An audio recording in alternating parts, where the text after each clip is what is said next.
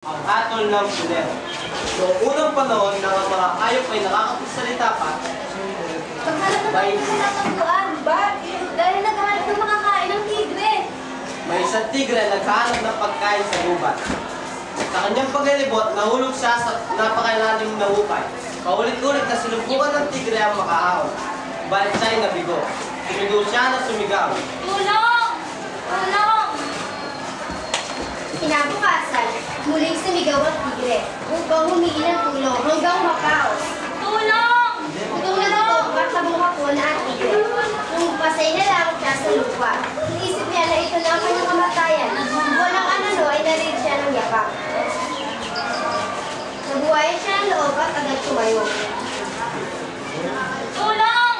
Tulong! Muling sumigaw. Isang tigre. Sabi ng lalaki habang nakaduwaw sa hukay. Pakiusap, tulungan mo ako makalabas dito. Kung tutulungan mo ako, hindi kita makakalimutan habang buhay. Naawa ang lalaki sa tigre, subalit naisip niya ang baka kainin siya nito.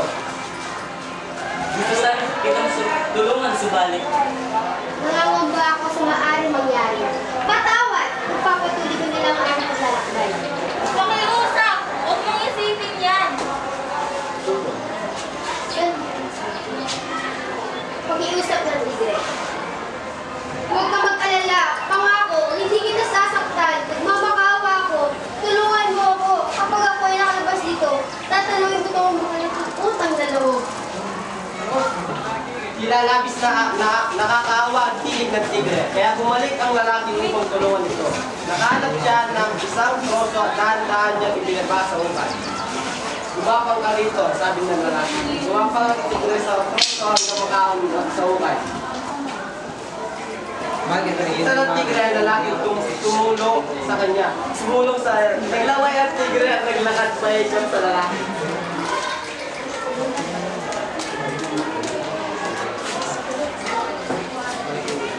Sandali. Hindi ba nangako ka sa akin na hindi mo ko sasaktan?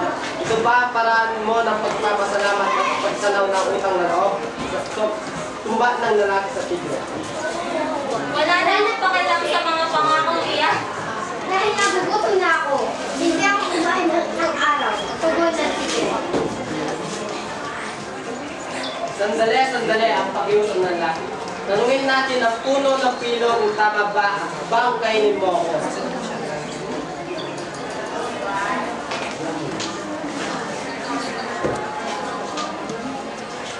Anong alam ng tao sa pagtanong ng utang na loob? Bakit ang mga daon ng sanga namin na kinukuha ninyo upang mapahintayin ang mga tahanan at matutuin yung mga pagkain? Mga taon ang binibilang namin upang lumagi. Kapag kami malaki na, pinuputot ninyo. Ginagamit ninyo kami sa pagpapatayo na inyong mga bahay at pagpapagawa na inyong mga kasangkapan. Utang na loob, huwag ka na magdalawang isip pati rin. Bawiin mo ang iyong luto. Anong masasabi mo doon? Tanong ng tigre habang nananakap at sinusuwat ng lalaki. Sandali. Pag-iusap ng lalaki. Tanungin natin ang baka sa kanyang hatol. Sumang-ayon ng tigre at pinabalik nila sa baka ang nangyari. Hiniling ng dalawa ang opinyon ng baka. Dapat mo siyang kainin. Tignan mo, mula na kami ay silang, naglilingkod na kami sa mga tao. Nakapagtanim sila. Subalit, ang ginagawa nila ay kami ay tumanda na. Pinapatay nila kami at ginagawa pagkain. Ginagamit nila ang aming balat sa paggawa ng kung anong bagay. Huwag mo na akong tanungin sa pagtanaw ng utang na loob. Kainin mo na ang tao yan! Hintay. Tignan mo, lahat sila ay sumasang-ayon sa akin. Kaya, kumanda ka na sa iyong kamatayan! Wika ng tigre. Alam na ng lalaki na ito na ang kanyang katapusan. Nang biglang dumating ang lumuluksong kunero. Sandali, sigaw ng lalaki. Ano na naman?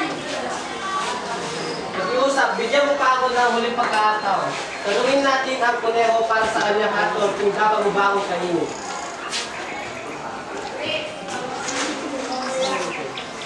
mukhang walang kwenta. Alam mo ang sagot niya, pareho na lang sagot ng mga punong pino at ang baka. Pag-usap, parang awa mo na kung susumama mo ng lalaki. O sige, pero huli nito, gutom na gutom na ako. Sinalaysay ng tigre at ng lalaki ang nagyan. Matamang nakinig ang Leo. Pinigil niya ang kanyang mga mata at pinagalaw ang kanyang mahabang tenga. Pagkalipas na ilang segundo, muli na idinilat ang kanyang mga mata. Malumatay at walang liboy na nagsalita ang Leo. Naiintindihan ko ang iyong sinasalaysay. Subalit kung ako magpapasya, magbibigay ng mausay na ato, dapat tayo magtungo sa hukay. Muli niyong isinalisay sa akin nung nangyari. Turo niyo sa akin ang lahat patungo doon.